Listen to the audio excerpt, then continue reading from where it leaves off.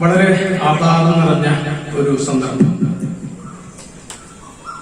ഒരു ദീർഘകാലത്തെ ഇടവേളയ്ക്ക് ശേഷം അധ്യക്ഷൻ സൂചിപ്പിച്ചതുപോലെ തന്നെ രാമനാട്ടുകരയുടെ സാംസ്കാരിക രൂപകമായിട്ടുള്ള രാമനാട്ടുകര വായനശാലയുടെ സാംസ്കാരിക വേദി സജീവമാവുകയാണ്. ഓരോ മാസവും നടത്തുന്ന സാഹിത്യ ചർച്ച തീർച്ചയായിട്ടും ഒരു വലിയ ഉത്ഥാനം തന്നെ നമുക്കിടയിൽ ഉണ്ടാക്കും എന്ന കാര്യത്തിൽ സംശയമില്ല. ഒരു ഉണർവ് തീർച്ചയായിട്ടും ഉണ്ടാകുമെന്ന് പ്രതീക്ഷിക്കുന്നു. ആ പ്രതീക്ഷയോടുകൂടി തന്നെ തുടങ്ങട്ടെ. എസ്.കെ. പൊറ്റക്കാട്, നമ്മൾ സാധാരണ പൊറ്റക്കാട് എന്ന് പറയാറുണ്ട്, പൊറ്റക്കാട് എന്ന് പറയും. യഥാർത്ഥത്തിൽ ശരിപ്പദം എന്ന് പറയുന്നത് പൊറ്റക്കാട്ട്. പൊറ്റക്കാട്ടിന്റെ എഴുത്ത്, സർഗാത്മകത, ദർശനം, ഈ ഒരു വിഷയമാണ് എനിക്ക് അനുവദിച്ചു തന്നിട്ടുള്ളത്. പക്ഷേ വളരെ പരിമിതമായ സമയം, ആ സമയത്തിനകത്ത് ഈ വിഷയം ഉൾക്കൊള്ളിക്കുക എന്ന് പറയുന്നത് തീർച്ചയായിട്ടും ശ്രമകരമായിട്ടുള്ള ഒരു കാര്യമാണ്. എങ്കിലും എന്റെ കഴിവിന്റെ പരമാവധി ഞാൻ ഈ എഴുത്തുകാരന്റെ ഒന്നോ രണ്ടോ കൃതികളെയൊക്കെ മുൻനിർത്തി അദ്ദേഹത്തിന്റെ എഴുത്ത്, സർഗാത്മക, ദർശനം എന്ന വിഷയം അവതരിപ്പിക്കാൻ ശ്രമിക്കാം. തീർച്ചയായിട്ടും ഇതൊരു ചർച്ചയ്ക്കുള്ള വഴിമരുന്ന് ആയി തീരട്ടെ എന്നുകൂടി ആഗ്രഹിക്കുകയാണ്. നമുക്കറിയാം, മലയാള സാഹിത്യ ചരിത്രത്തിൽ, അതല്ലെങ്കിൽ മലയാള സാഹിത്യ ചരിത്രത്തെ സമ്പന്നമാക്കിയ എഴുത്തുകാരിൽ തീർച്ചയായിട്ടും എടുത്തു പറയേണ്ട ഒരു പേരാണ് എസ്.കെ. പൊറ്റക്കാട്. നവോത്ഥാന സാഹിത്യത്തിൽ തകഴിക്കും ബഷീറിനും പി. കേശവനും ഒപ്പം നാം ചേർത്ത് പറയുന്ന, അതോടൊപ്പം തന്നെ സഞ്ചാര സാഹിത്യത്തെ, മലയാളത്തിന്റെ സഞ്ചാര സാഹിത്യത്തെ സമ്പന്നമാക്കിയ എസ്.കെ. പൊറ്റക്കാട്ടിന്റെ എഴുത്ത് ജീവിതം ഒരു ദിവസത്തെ സെമിനാർ പരമ്പരകൾ കൊണ്ട്, ഒന്നോ രണ്ടോ ദിവസത്തെ സെമിനാർ പരമ്പരകൾ കൊണ്ട് സർവകലാശാലകൾ നടത്തി പോന്ന ഒരു അനുഭവം, അതിൽ പങ്കെടുത്തൊരു അനുഭവം ഉണ്ടായിട്ടുണ്ട്. അപ്പോ ഈ വിഷയം പൂർണ്ണമായിട്ടും എല്ലാ വശങ്ങളെയും ഉൾക്കൊള്ളിക്കാൻ പറ്റുമോ എന്ന് എനിക്കറിയില്ല. അതുകൊണ്ടാണ് ഞാൻ പറഞ്ഞത്, ഇതിൽ വസ്തുതാപരമായിട്ടുള്ള എന്തെങ്കിലും കൂട്ടിച്ചേർക്കലുകളൊക്കെ ഉണ്ടെങ്കിൽ ഈ വേദിയിലിരിക്കുന്ന സഹൃദയർക്ക് അതിനെ പൂരിപ്പിക്കാവുന്നതാണ്. എസ്.കെ. പൊറ്റക്കാട് വൻകരകൾ താണ്ടിയ മഹാപ്രതിഭയായിട്ടുള്ള എഴുത്തുകാരൻ. കൗതുകം നിറഞ്ഞ കണ്ണുകളും കാരുണ്യം തുളുമ്പുന്ന ഹൃദയവുമായി ലോകാന്തരങ്ങൾ സഞ്ചരിച്ച അദ്ദേഹം ആ യാത്രാനുഭവങ്ങളെല്ലാം സമ്മാനിച്ച അനുഭൂതി പകർത്തി വെച്ചപ്പോൾ അത് കേവലം ഒരു സഞ്ചാര സാഹിത്യ എന്നതിനപ്പുറത്തേക്ക്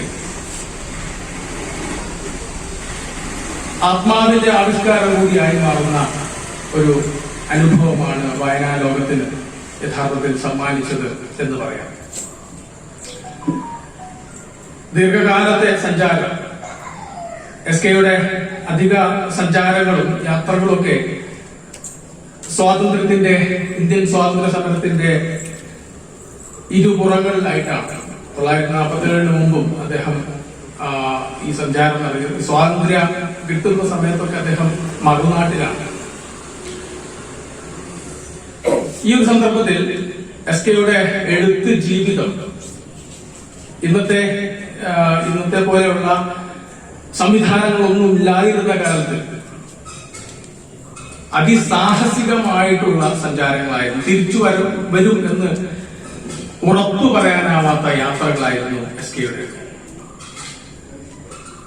അപ്പോ സഞ്ചാര സാഹിത്യകാരൻ എന്ന രീതിയിൽ നമുക്കെല്ലാവർക്കും സുപരിചിതനായ SK പൊറ്റക്കാട്ട് അതിനപ്പുറത്തേക്ക് സർഗാത്മക രചനയുടെ കഥാ നോവൽ മുതലായ സാഹിത്യ ജനുസുകളിൽ വ്യാപരിച്ച എഴുത്തുകാരൻ. എങ്ങനെയായിരിക്കും അദ്ദേഹം ഈ സർഗാത്മകമായിട്ടുള്ള രചനകളിലേക്ക് കൂടുതൽ ശ്രദ്ധ കേന്ദ്രീകരിക്കേണ്ടി വരുന്ന ഒരു സന്ദർഭം എന്ന് ആലോചിച്ച് നോക്കിയാൽ യഥാർത്ഥത്തിൽ നമുക്കറിയാം, ഒരു നാട് വിട്ടു പോകുമ്പോഴേ നാടിന്റെ ഒരു നാട്ടു നൊസ്റ്റാൾജിയ നമ്മെ തേടി വരികയുള്ളൂ. ഇവിടെ പലരും ഇതുപോലെ പല സഞ്ചാരങ്ങളൊക്കെ നടത്തിയിട്ടുണ്ട്. അപ്പൊ നാട് എന്ന് പറയുന്നത്, ഞാനും കുറച്ചു കാലം ഒരു മറ്റൊരു നാട്ടിൽ കഴിഞ്ഞ ഒരാളായിരുന്നു. അപ്പൊ സ്വന്തം നാട് എത്രമേൽ ഒരു ഗൃഹാതുരമായി നമ്മെ വിളിക്കുന്നു, ഈ ഒരു വിചാരമാകാം യഥാർത്ഥത്തിൽ അദ്ദേഹത്തിന്റെ സർഗരചനകളിലേക്കൊക്കെ പ്രേരണയായി തീർന്നത് എന്ന് കരുതാവുന്നതാണ്. അദ്ദേഹം ഒരിടത്ത് അത് കുറിച്ചു വെക്കുകയും ചെയ്തിട്ടുണ്ട്. അദ്ദേഹത്തിന്റെ ആത്മകഥാസ്പർശിയായിട്ടുള്ള നോവൽ ഒരു ദേശത്തിന്റെ കഥ യഥാർത്ഥത്തിൽ ഈ ഓർമ്മകളുടെ പുനരാവിഷ്കാരമാണ്. യാഥാർത്ഥ്യവും ഭാവനയും എങ്ങനെയാണ് ഒരു എഴുത്തുകാരനിൽ പ്രവർത്തിക്കുന്നത് എന്നറിയണമെങ്കിൽ യഥാർത്ഥത്തിൽ SKയെ വായിക്കുക.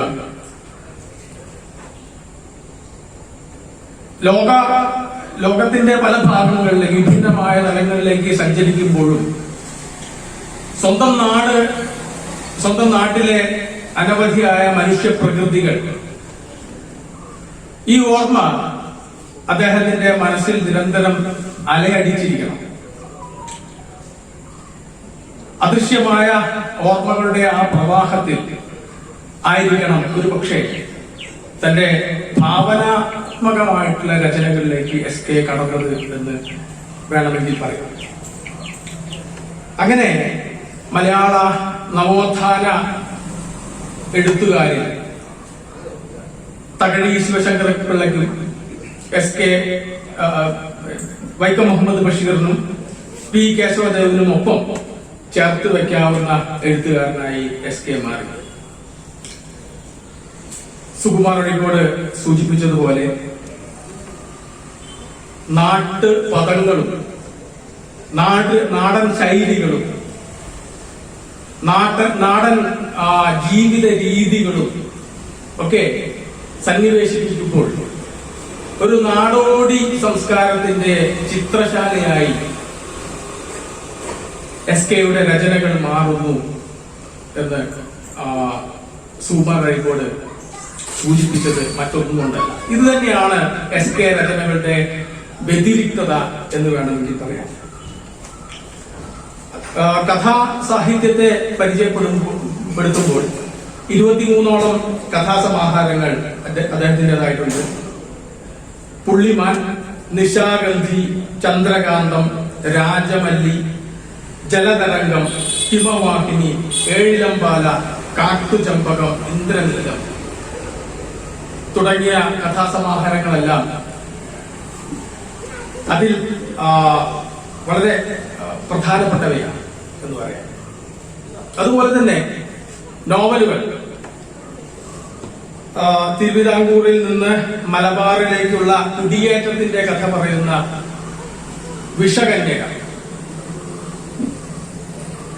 കോഴിക്കോട് മിഠായി തെരുവിന്റെ കഥ പറയുന്ന ഒരു തെരുവിന്റെ കഥ, നേരത്തെ ഞാൻ സൂചിപ്പിച്ചതുപോലെ അദ്ദേഹത്തിന്റെ ആത്മകഥയുമായിട്ട് ഏറെ ചേർന്ന് നിൽക്കുന്ന ഒരു തരത്തിൽ ആത്മകഥാപരമായ എന്ന് തന്നെ പറയാവുന്ന ഒരു ദേശത്തിന്റെ കഥയും ഒക്കെ അദ്ദേഹത്തെ മലയാളത്തിലെ പ്രമുഖ നോവലിസ്റ്റുകൾക്കിടയിൽ ഇടം നേടിക്കൊടുത്ത രചനകളാണ്.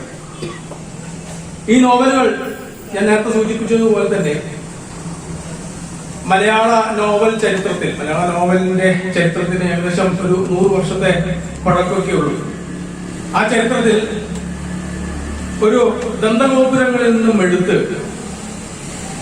താഴേക്കിടയിലുള്ളവരിലേക്ക് ഇറങ്ങി വരുന്ന ഒരു കാലഘട്ടം കൂടിയാണ് ആ കാലഘട്ടം. ഏകദേശം കൃത്യമായി പറയുകയാണെങ്കിൽ 940 എന്ന് പറയും. തോട്ടിയുടെ മകൻ തോട്ടിക്കും കഥയുണ്ട് എന്ന് നാം മനസ്സിലാക്കുന്നു. ഓടയിൽ നിന്ന്, ദേവിന്റെ ഓടയിൽ നിന്ന് നമ്മൾ നോക്കിക്കഴിഞ്ഞാൽ അതുവരെ എന്തായിരുന്നു, കസവ് കൊടുത്തു നിൽക്കുന്ന ഒരു നോവൽ സംസ്കാരമായിരുന്നു നമുക്കുണ്ടായിരുന്നത്. ഇന്ദുലേഖയാവട്ടെ, ശാരദയാവട്ടെ, അതുപോലെയുള്ള ആ ഗണത്തിൽപ്പെട്ട ഒരു വരേണ്യ വിഭാഗത്തിന് മാത്രം പ്രാപ്യമായിരുന്ന നോവൽ അല്ലെങ്കിൽ കഥാ സങ്കേതങ്ങൾ താഴേക്കിടയിലുള്ളവരിലേക്ക് ഇറങ്ങി വരുന്ന ഒരു കാലഘട്ടം. പി.കെ. രാജശേഖരൻ നമുക്കറിയാം, മലയാളത്തിന്റെ പ്രഗത്ഭനായ നിരൂപകനും പ്രഭാഷകനുമായിട്ടുള്ള ഡോക്ടർ പി.കെ. രാജശേഖരൻ തന്റെ അന്ധനായ ദൈവം എന്ന പുസ്തകത്തിൽ പറയുന്ന ഒരു കാര്യം ഞാനിവിടെ പരാമർശിക്കാം. ഇക്കാലത്ത്, അതായത് 1940കളിൽ നോവൽ കേരളീയമായ അനുഭവ ലോകത്തിന്റെ ഭിന്ന ശ്രേണികളെ പ്രതിനിധീകരിക്കാൻ സജ്ജമായി. ഭാഷാപരവും ജാതീയവും വർഗപരവുമായ വേർതിരിവുകൾ കൊണ്ട് നിർമ്മിക്കപ്പെട്ട സൗന്ദര്യ ഛന്ദസ്സുകളെ അത് ലംഘിച്ചു. ആ ലംഘനത്തിന്റെ തീവ്രത സൃഷ്ടിച്ച നിരപേക്ഷ ഘടനയിലാണ് 40കൾക്ക് ശേഷം നോവൽ കേരളീയമായ ജീവിതം അടയാളപ്പെടുത്തിയത്. സമൂഹത്തിന്റെ പുറമ്പോക്കിൽ കഴിഞ്ഞ മനുഷ്യർ അങ്ങനെ എഴുത്തിന്റെ മണ്ഡലത്തിലേക്ക് കയറിയുള്ളൂ. കേരളത്തിന്റെ സാമൂഹ്യ ജീവിതത്തിൽ സംഭവിച്ച പൊളിച്ചെഴുത്തുകളുടെ ചരിത്രത്തിന് സമാന്തരമായിരുന്നു അത്. നമുക്കറിയാം, സാമൂഹ്യ ജീവിതത്തിൽ സംഭവിച്ച പൊളിച്ചെഴുത്തുകൾ എന്ന് പറഞ്ഞു കഴിഞ്ഞാൽ ഈ ഗുരുവായൂർ സത്യാഗ്രഹം പോലെയുള്ള, കല്ലുമാല സമരം പോലെയുള്ള, മാറുമറയ്ക്കൽ സമരം പോലെയുള്ള അത്തരം ജനകീയ മുന്നേറ്റങ്ങളുടെയൊക്കെ പിന്തുടർച്ച. അങ്ങനെ സാഹിത്യ ഭാഷയുടെ തലത്തിൽ വരേണ്യവും സംസ്കൃതാധിഷ്ഠിതവുമായ ഒരു വ്യവഹാരത്തിന് പകരം നിരവധി ഭാഷകളും ഭാഷണങ്ങളും പ്രകാശനം നേടി. അപ്പോ ഈ ഒരു ബഹുസ്വരതയിലേക്ക് മലയാള ഗദ്യരചനകൾ പ്രധാനമായും കടന്നു വന്ന ഒരു ജനകീയ ഗദ്യത്തിന്റെയൊക്കെ ഒരു പരിണിത ഫലം എന്നതുപോലെ ജനകീയ ഗദ്യം എന്ന് പറഞ്ഞു കഴിഞ്ഞാൽ നമുക്ക് കൂടുതൽ ആളുകളിലേക്ക്, ജനങ്ങളിലേക്ക് ഇറങ്ങി ചെല്ലുന്ന തരത്തിലുള്ള അതിന്റെ ഒരു പരിണിത ഫലമായിട്ടാണ് എസ്.കെയുടെ സർഗ രചനകൾ കൂടുതലായിട്ട് ശ്രദ്ധേയമാകുന്നത്. ഒരർത്ഥത്തിൽ ആ സാമൂഹ്യ സാഹചര്യങ്ങൾ എസ്.കെ രചനകളെ, എസ്.കെയുടെ സർഗ ആവിഷ്കാരങ്ങളെ പരിപോഷിപ്പിച്ചു എന്ന് വേണമെങ്കിൽ പറയാം. ഇനി നേരത്തെ ഞാൻ പറഞ്ഞതുപോലെ തന്നെ രചനകളുടെ സവിശേഷതകൾ 23ഓളം വരുന്ന കഥാസമാഹാരങ്ങളും 12ഓളം നോവലുകളും 17 പരം യാത്രാ വിവരണങ്ങളും എസ്.കെയുടേതായിട്ടുണ്ട്. അപ്പോ ഇതിൽ അതായത് രചനകളുടെ സവിശേഷതകൾ നമ്മൾ മനസ്സിലാക്കണമെങ്കിൽ ഇതെല്ലാം എടുത്തിട്ട് പരിശോധിക്കുക എന്ന് പറയുന്നത് ഞാൻ നേരത്തെ പറഞ്ഞ പോലെ തന്നെ കുറച്ച് ബുദ്ധിമുട്ടാണ്. സമയത്തിന്റെ പരിമിതിയൊക്കെ ഉള്ളതുകൊണ്ട് ഞാൻ അദ്ദേഹത്തിന്റെ ഒരേ ഒരു നോവൽ, ഒരു ദേശത്തിന്റെ കഥ എന്ന നോവൽ, ആ നോവലിന്റെ സവിശേഷതകൾ മനസ്സിലാക്കിക്കൊണ്ട് ഏതാനും സവിശേഷതകൾ, എല്ലാം സ്പർശിക്കാൻ പറ്റിയിട്ടുണ്ടോ എന്ന് എനിക്കറിയില്ല, ഏതാനും സവിശേഷതകൾ മനസ്സിലാക്കിക്കൊണ്ട് എസ്.കെയുടെ സർഗ വ്യാപാരത്തിന്റെ പൊതുവായ സവിശേഷതകളെ അടയാളപ്പെടുത്താൻ വേണ്ടി ശ്രമിക്കാം.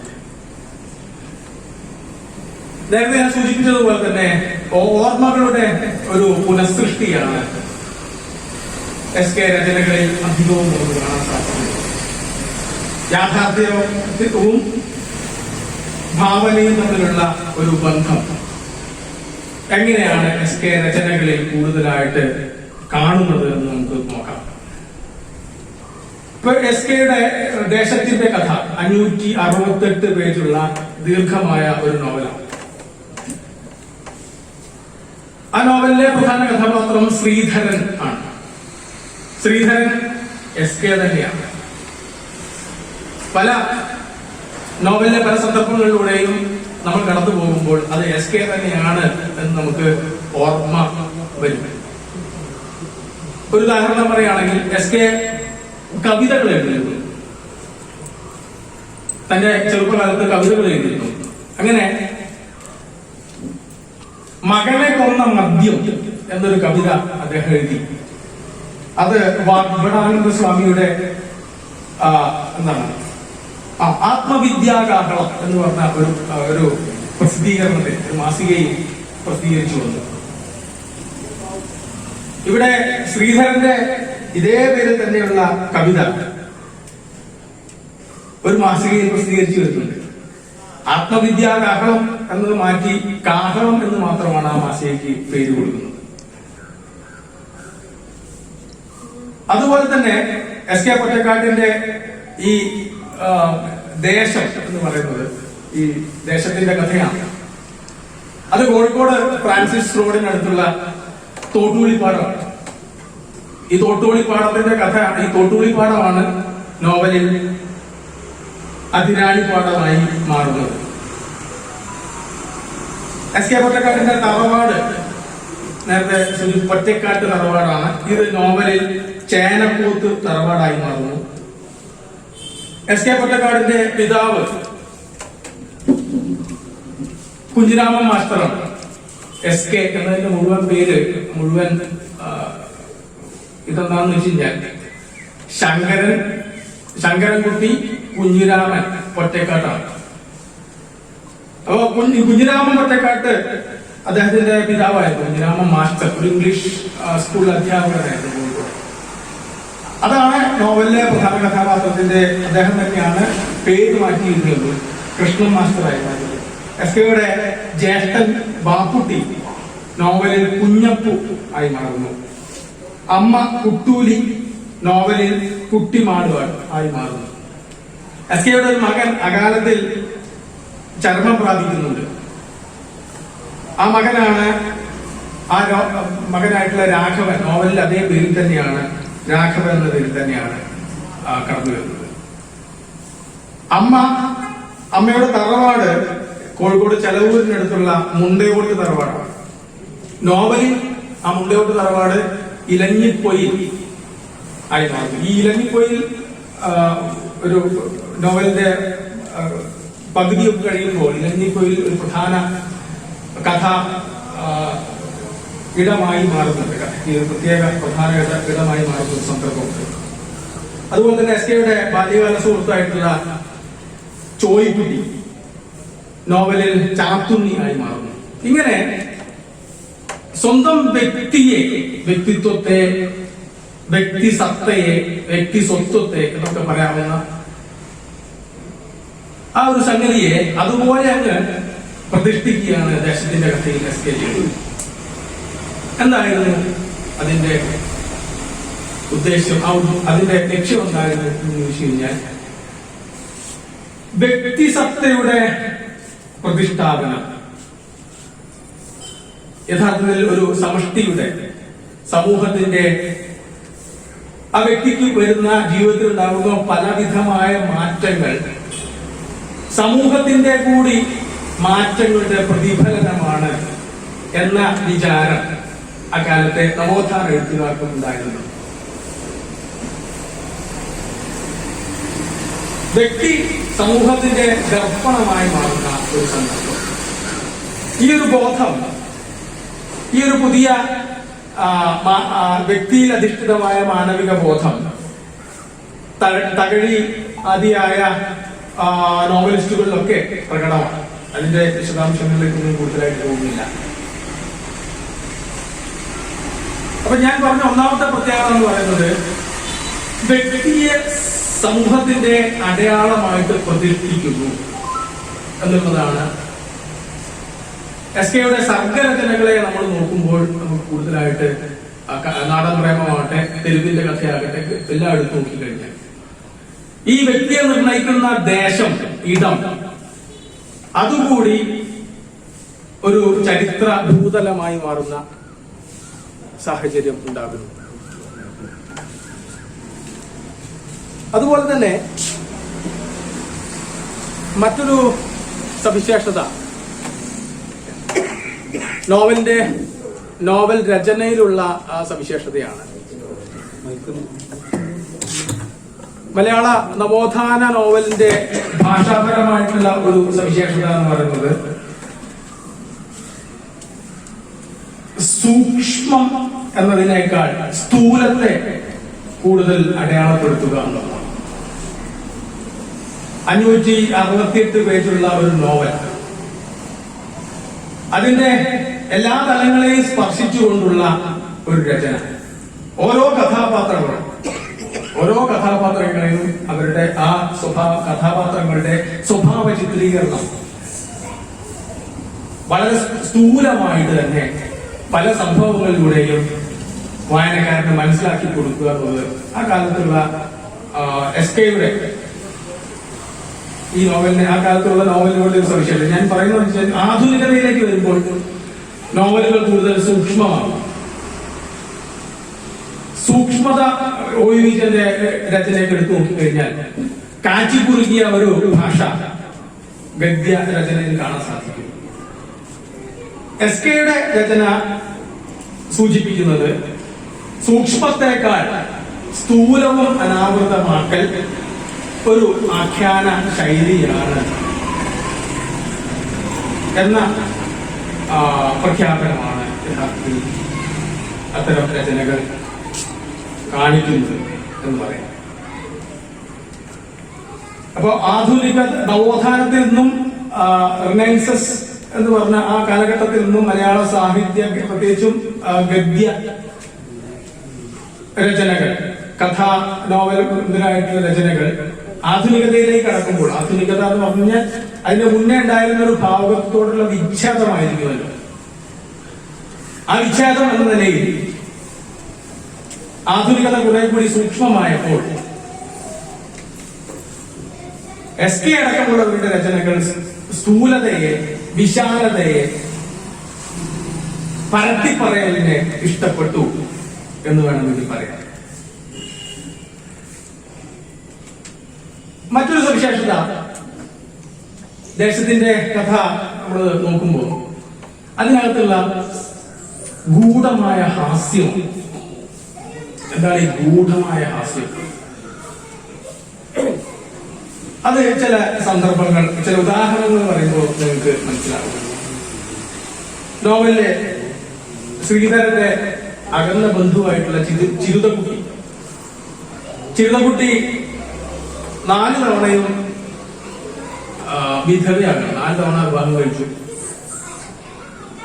4 തവണയും വിധവയാകുക. അപ്പൊ അതില് എഴുത്തുകാരൻ പറയുന്ന ഒരു കാര്യം, 5ാമത്തെ ഇരയെയും കാത്തിരിക്കുന്നു അവൾ എന്നാണ് പറഞ്ഞത്. 5ാമത്തെ ഇരയെയും കാത്തിരിക്കുന്നു. ഇതാണ് ആ ഗൂഢമായ ഹാസ്യം. അതുപോലെ തന്നെ ചാത്തപ്പൻ എന്ന കഥാപാത്രം തന്റെ ഭാര്യയുടെ അവിഹിത ബന്ധം കണ്ടെത്തുക. നമ്മള് മാർക്കേസിന്റെ 100 Years of Solitudeലൊക്കെ ഇത്തരം ഗൂഢമായ ഹാസ്യങ്ങളൊക്കെ പലപ്പോഴൊക്കെ കാണാൻ സാധിക്കും. ഈ അവിഹിതം കണ്ടെത്തുമ്പോൾ ഇദ്ദേഹം ഭാര്യയുടെ ജാരനെ കൊന്ന കഠാരി അരയിൽ തിരികിയിട്ട് ഒരു ചൂട്ടും കത്തിച്ച് ഒരു കയ്യിൽ ഭാര്യയെയും പിടിച്ച് തെരുവിലൂടെ നടക്കാം. അപ്പൊ നാട്ടുകാരൊക്കെ ചോദിക്കും, ഇതെന്താ ചാത്തപ്പ എന്ന് ചോദിക്കാം. അപ്പൊ അവള് പറയുന്ന മറുപടി, അദ്ദേഹം പറയുന്ന മറുപടി, ചാത്തപ്പൻ പറയുന്ന മറുപടി, ഇതാ ഇവളില്ലേ എന്റെ ഓളാണ്, ഓൾക്കൊരു സൂക്കേടുണ്ട്, പകല് കണ്ണ് കണ്ടുകൂടാ. ഞാനാണെന്ന് വിചാരിച്ച് ഓള് അവള് എണ്ണക്കാരൻ കേളുവിന് കടന്നു കൊടുത്ത് 72ാമത്തെ പുറം ഈ ഒരു സന്ദർഭമാണ്. അപ്പൊ ചൂട്ട് കത്തിക്കുന്ന പകല് കണ്ണ് കൂടാതെ പകലാണ് ചൂട്ട് കത്തിച്ചു പോകുന്നത്, അല്ലേ?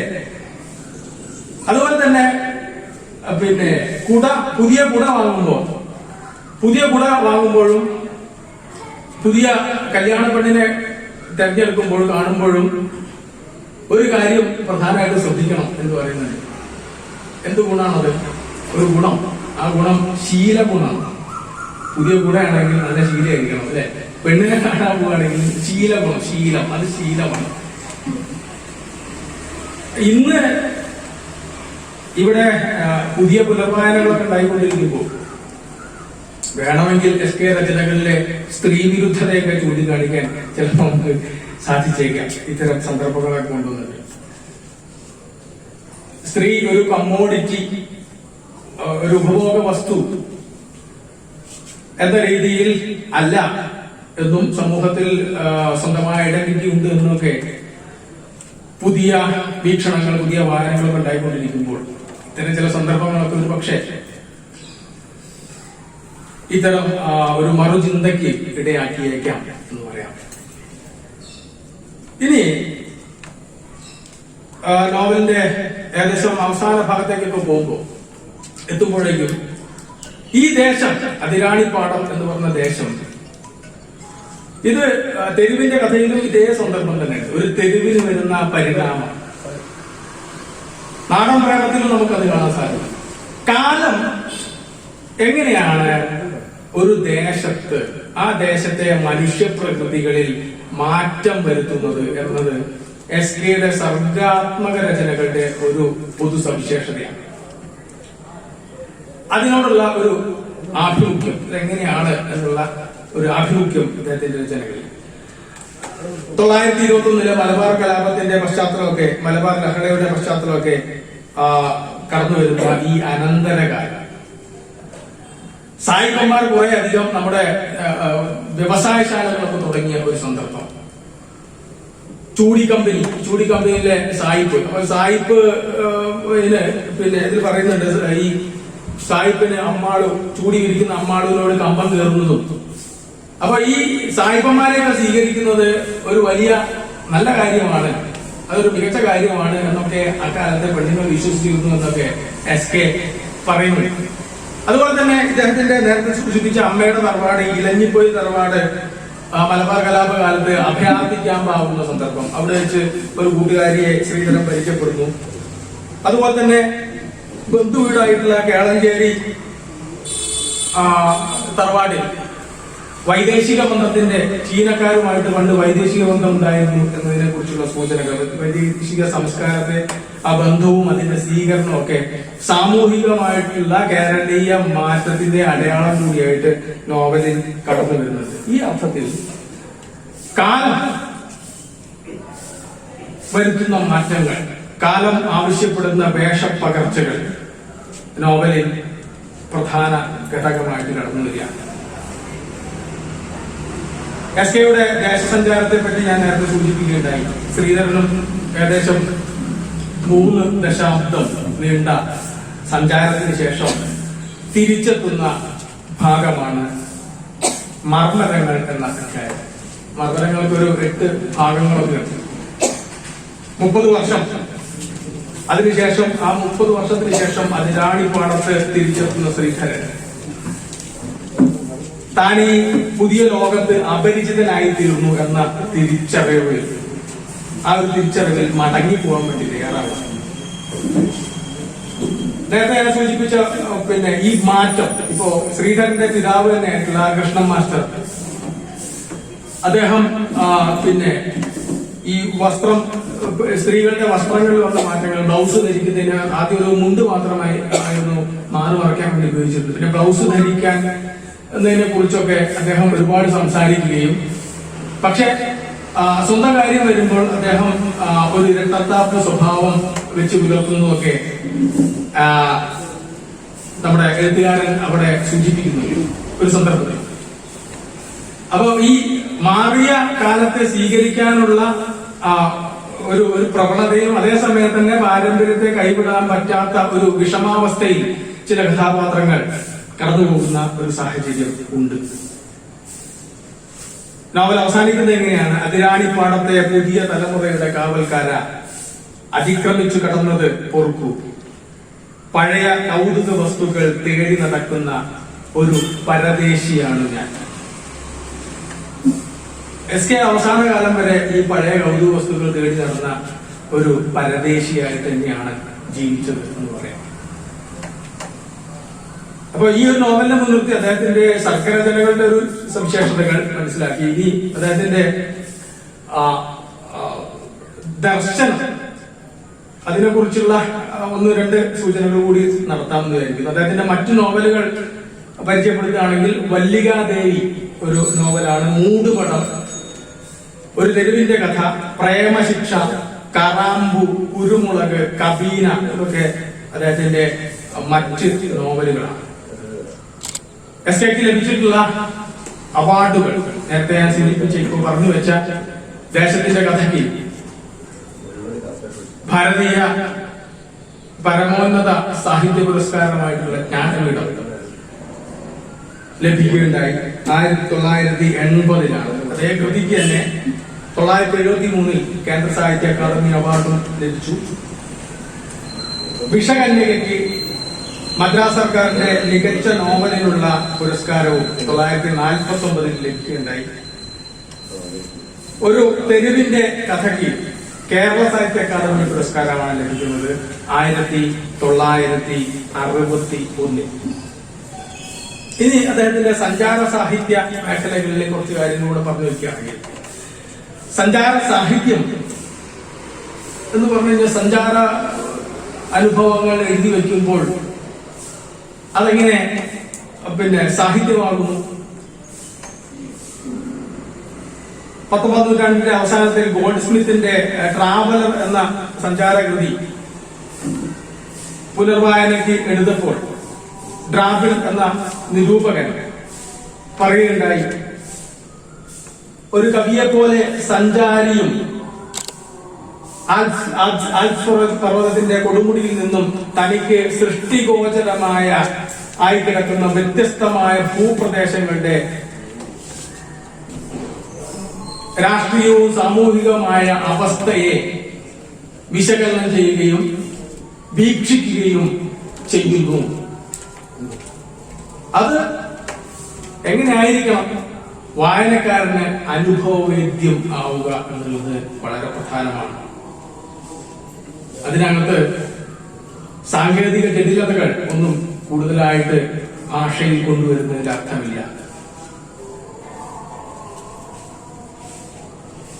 ഈ ഒരു വിവേകം SKക്ക് ഉണ്ടായിരുന്നു, ഈ ഒരു ബോധ്യം കൃത്യമായിട്ട് SKക്ക് ഉണ്ടായിരുന്നു. അതുകൊണ്ടാണ് അദ്ദേഹം വിശ്വമാനവികതയുടെ എഴുത്തുകാരനായി മാറുന്നത്. മലയാളത്തിന്റെ ജോൺ ഗംഗർ എന്നാണ് SK അറിയപ്പെടുന്നത്.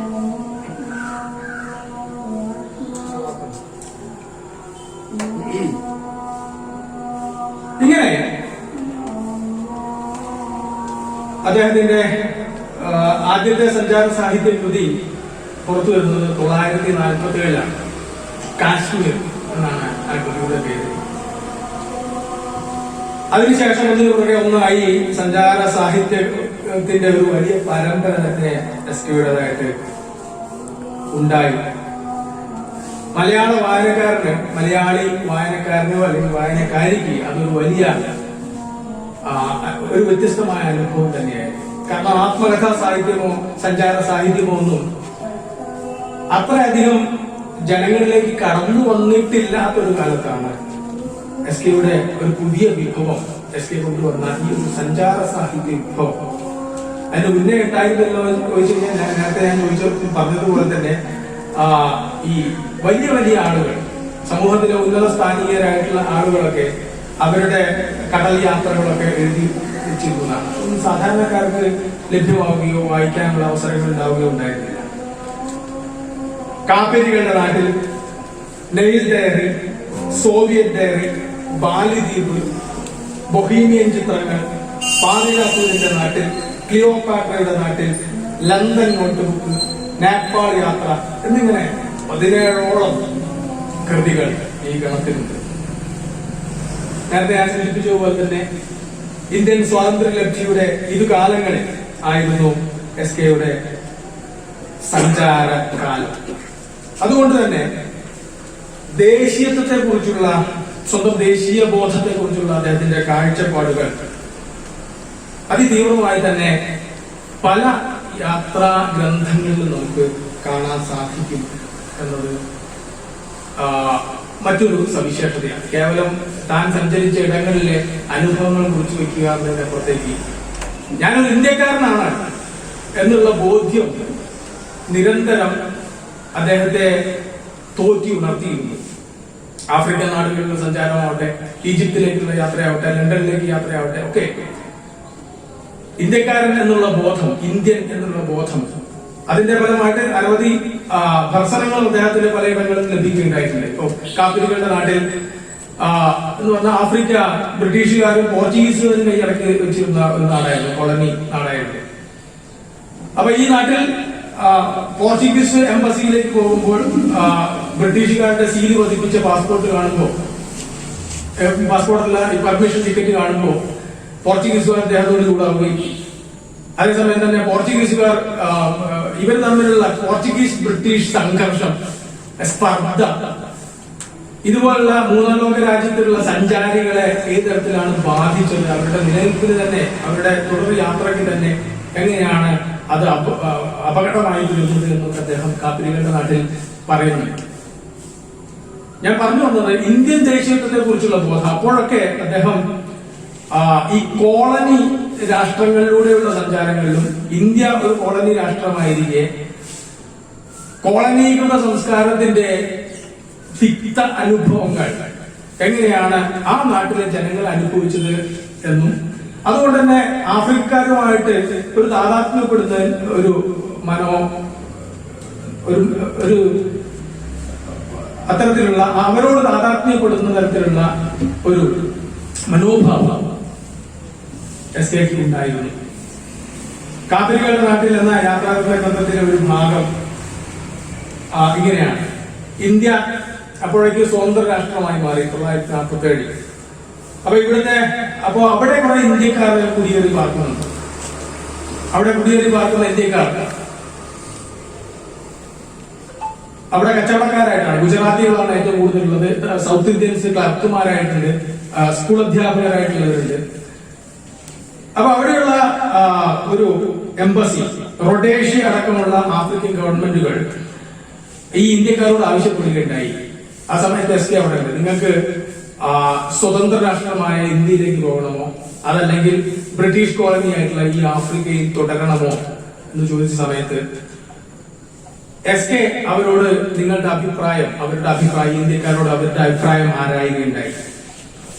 വളരെ അമർഷത്തോടു കൂടിയിട്ടാണ് ആ ഭാഗം, വളരെ വികാര തരളിതനായിട്ടാണ് ആ ഭാഗം അദ്ദേഹം എഴുതി അവതരിപ്പിക്കുന്നത്. അദ്ദേഹം പറയുന്നു, അവരുടെ മറുപടി ഇങ്ങനെയാണ്, ഈ ഇന്ത്യക്കാരുടെ മറുപടി ഇങ്ങനെയാണെന്നാണ് എസ് കെ പറയുന്നത്: ഞങ്ങൾ വളരെ കാലമായി ഈ നാട്ടിൽ കുടിയേറി പാർപ്പ് തുടങ്ങിയിട്ട് ഞങ്ങളുടെ ധനമെല്ലാം ഇവിടെ വേരൂന്നി കിടക്കുകയാണ്. അതെല്ലാം നഷ്ടപ്പെടുത്താനോ വിട്ടൊഴിഞ്ഞു പോരാനോ സാധ്യമല്ല. നിർബന്ധമെങ്കിൽ ഞങ്ങൾ ആഫ്രിക്കൻ നാഷണാലിറ്റി അംഗീകരിക്കും. തുടർന്ന് അദ്ദേഹം എഴുതുന്നു, സമ്പാദ്യം നിലനിർത്താൻ അവർ മഹത്തായ ഇന്ത്യൻ ദേശീയത്വത്തെ പോലും വിൽക്കാൻ മടിക്കുന്നില്ല എന്നർത്ഥം. എന്നാൽ ഇന്ത്യയോടുള്ള സ്നേഹവും ബഹുമാനവും അവർ അഭിമാനം നടിച്ചു പറയുന്നത് കേട്ടാൽ നമ്മൾ മിഴിച്ചു നിന്നു പോകും. പരമാർത്ഥം പറഞ്ഞാൽ ഇന്ത്യയുമായി ഇവർ ഒടുവിലത്തെ ദേശീയ ബന്ധം എത്രയും വേഗം വേർപെടുത്തുന്നുവോ അത്രയും അത് ഇന്ത്യക്ക് ഗുണകരമായിരിക്കും. വൃത്തികെട്ട ഉടുപ്പും നടപ്പും കള്ളത്തരവും കരിഞ്ചന്തയും കൊണ്ട് ഇന്ത്യൻ നാമധേയം മറുനാട്ടിൽ മലിനപ്പെടുത്തിയ കൂട്ടരാണവർ എന്ന് പറയുന്നത്. ഇതിൽ എസ് കെയുടെ ദേശീയ ദർശനം, തന്റെ ദേശീയ ബോധം പ്രതിഫലിക്കുന്നു എന്ന് പറയാം. ഏകദേശം അവസാനിപ്പിക്കുകയാണ്. ഇനി മറ്റൊരു കാര്യം പറയാം, ചെറിയൊരു കാര്യം, ഒരു കൗതുകകരമായിട്ടുള്ള വസ്തു. അദ്ദേഹം 5 വർഷം പാർലമെന്റിൽ ലോക്സഭാംഗമായിട്ട് പ്രവർത്തിക്കുകയുണ്ടായി. തലശ്ശേരിയിൽ വെച്ച് 1962 അദ്ദേഹം മത്സരിക്കുന്നത്. അന്ന് അദ്ദേഹത്തിന്റെ എതിർ സ്ഥാനാർത്ഥി സുകുമാർ അഴീക്കോടായിരുന്നു. സുകുമാർ അഴീക്കോടിനെ പരാജയപ്പെടുത്തിയിട്ടാണ് അദ്ദേഹം MP സ്ഥാനത്തേക്ക് തെരഞ്ഞെടുക്കപ്പെടുന്നത്. ഇനി അദ്ദേഹത്തിന്റെ ഒരു ജീവിത രേഖ സാമാന്യമായിട്ട് പറയുകയാണെങ്കിൽ 1913 മാർച്ച് 14 കോഴിക്കോട്ട് ജനിച്ചു. അച്ഛൻ കുഞ്ഞിരാമൻ പൊറ്റക്കാട്ട് ഒരു ഇംഗ്ലീഷ് സ്കൂൾ അധ്യാപകനായിരുന്നു. ചാലപ്പുറം ഗവൺമെന്റ് സ്കൂളിലായിരുന്നു പ്രാഥമിക വിദ്യാഭ്യാസം. കോഴിക്കോട് സാമൂതിരി കോളേജിൽ നിന്നും ഇന്റർമീഡിയറ്റ് നേടിയ ശേഷം കോഴിക്കോട്ടെ ഗുജറാത്തി വിദ്യാലയത്തിൽ 1937-39 കാലഘട്ടങ്ങളിൽ അധ്യാപകനായി പ്രവർത്തിച്ചു. ഇവിടെ ഗുജറാത്തി കോളേജ് സ്കൂളിൽ അദ്ദേഹത്തിന്റെ ഭാര്യ ജയവല്ലിയായിരുന്നു. 1950 അവരുടെ വിവാഹം. ഈ ബന്ധത്തിൽ ഇവർക്ക് 4 മക്കൾ ഉണ്ടായി, 2 ആൺമക്കളും 2 പെൺമക്കളും. അങ്ങനെ 1980 അദ്ദേഹത്തിന്റെ ഭാര്യ ജയവല്ലി മരണപ്പെടുന്നു. ഇത് SPയെ വല്ലാതെ തളർത്തി. മുൻപുണ്ടായിരുന്ന സാഹസികത്വവും ആ ഒരു ചുറുചുറുതെല്ലാം കെട്ടടങ്ങി. അതോടൊപ്പം തന്നെ അദ്ദേഹം കടുത്ത പ്രമേഹ രോഗബാധിതനായി മാറി. അങ്ങനെ ഭാര്യയുടെ മരണം തളർത്തി അധികം വൈകാതെ 1982 മസ്തിഷ്ക ആഘാതത്തെ തുടർന്ന് അദ്ദേഹം 1982 ഓഗസ്റ്റ് 6 കോഴിക്കോട്ട് വെച്ച് അന്തരിച്ചു. 69 വർഷത്തെ സംഭവപരമായ ഒരു ജീവിതത്തിന്റെ അന്ത്യം അവിടെ സംഭവിക്കുകയാണ്. ഇനി ചർച്ചകളിലേക്ക് പോകാമെന്ന് വിചാരിക്കുന്നു. എന്നെ ശ്രമിച്ചിരുന്ന എല്ലാവർക്കും ഹൃദയത്തിന്റെ ഭാഷയിൽ നന്ദി രേഖപ്പെടുത്തുന്നു. നമസ്കാരം.